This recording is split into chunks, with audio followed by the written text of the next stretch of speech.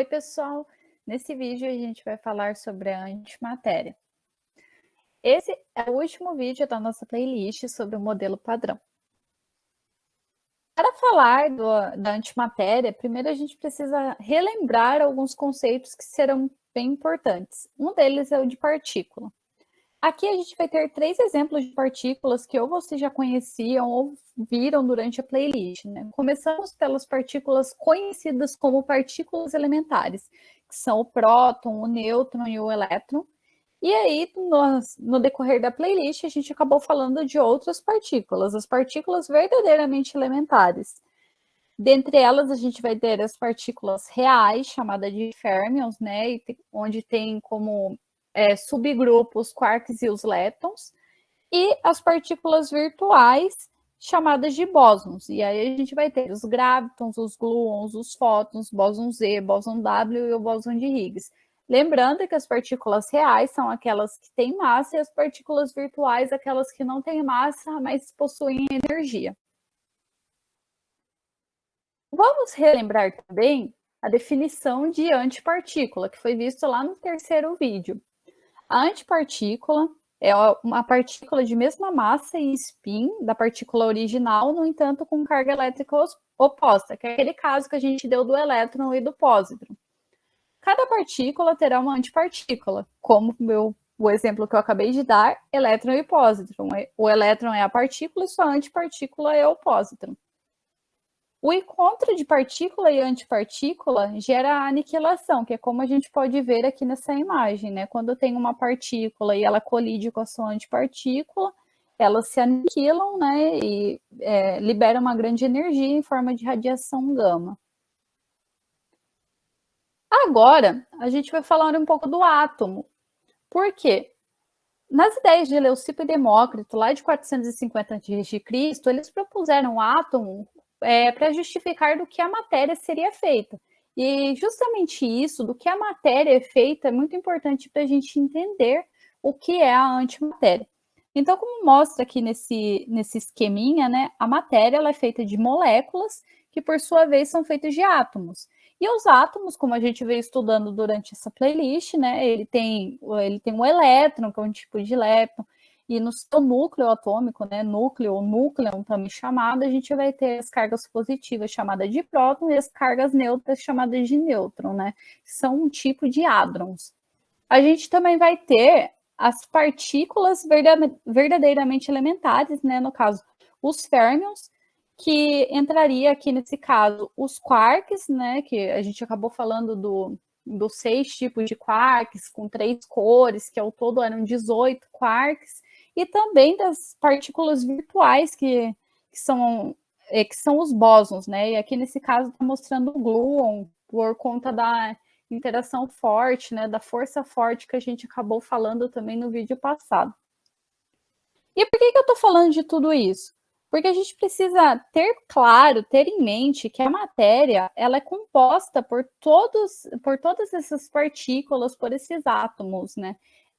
A molécula aqui não vai ser, a gente não vai dar tanto enfoque para ela, porque querendo ou não, a molécula ela é formada por átomos, né? Por ligações entre átomos. Então aqui nesse caso a gente vai dar enfoque para o átomo e para as partículas, sejam elas as partículas que a gente conhece por elementares ou as verdadeiramente elementares, como os férmions e os bósons. Agora a gente vai falar da antimatéria. Se a gente entendeu do que a matéria é feita, que ela é feita de átomo, feita de partículas elementares ou verdadeiramente elementares, a gente vai pensar que a antimatéria ela não vai ser um conjunto apenas de antiquarks, por exemplo, né? Ela vai ser um conjunto também de antipartículas, sejam elas os antiquarks ou sejam o pósitron, né, formada por pósitron, que é a antipartícula do elétron, e todas as outras antipartículas possíveis, né? Então a gente vai ter uma antipartícula para cada quark, né? Um antiquark para cada quark, a gente vai ter o pósitron, a gente vai ter o antipróton, o antinêutron, e, por consequência, a gente vai acabar tendo também o antiátomo, que ele seria por exemplo, aqui, a gente tem um átomo formado por próton no seu núcleo, né, e nêutron. E na sua eletrosfera, a gente vai ter os elétrons. O antiátomo, ele teria as antipartículas do átomo original. Então, nesse caso, a gente teria o antipróton, o antinêutron no núcleo e na eletrosfera o pósitron. Esse aqui seria o antiátomo. E, por consequência, a antimatéria seria feita de antipartículas, antiátomos e partículas neutras. É muito importante destacar que as partículas neutras também fazem parte da antimatéria, como é o caso, por exemplo, do fóton. Ele é uma partícula neutra, né? Ele é um bóson e é uma partícula neutra. E aqui a gente pode pensar, o que ocorreria, né, se a matéria colidisse com a antimatéria? É muito semelhante ao que ocorre quando a partícula colide com a sua antipartícula. E aqui a gente vai pensar no canhão de antimatéria, né, muito presente nos seriados da DC Comics. Então, por exemplo, se a gente tem o canhão de antimatéria destruindo os planetas, né, na série do multiverso, falando do multiverso, né, por exemplo, do Flash, do Arrow, esse canhão fazia justamente isso, destruía planetas, né? Por quê? Porque ele fazia a antimatéria colidir com a matéria. Sendo assim, ela ocasionaria exatamente o que a partícula, quando colidia com a antipartícula, resultava, que é a aniquilação. Então, quando há colisão de antimatéria com matéria, a aniquilação, eles se transformam transformam em energia, né? Eles emitem muita energia e a matéria em si é destruída, é aniquilada.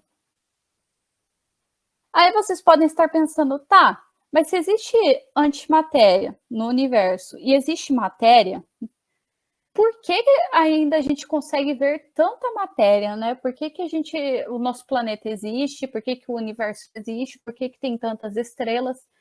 Então, isso ocorre porque no nosso universo conhecido, e eu falo universo conhecido porque a gente não conhece o universo todo, mas no universo que a gente conhece, a proporção de matéria e antimatéria, ela é muito, muito diferente, muito distinta. A gente tem muito mais matéria do que antimatéria. É por isso que a gente, de fato, existe. E essa proporção, né, meio que justifica a quantidade de planetas que a gente tem, a quantidade de estrelas, até porque se a gente tivesse muita antimatéria, a gente não teria nada, seria muita energia num espaço de matéria mesmo, né, que a gente chama de bariônico, nulo, a gente não teria planetas ou Sol ou qualquer outra coisa que possuísse massa. Então, pessoal, esse foi o nosso vídeo sobre antimatéria, nosso último vídeo da playlist sobre modelo padrão. Espero que tenham gostado. Muito obrigada por terem assistido.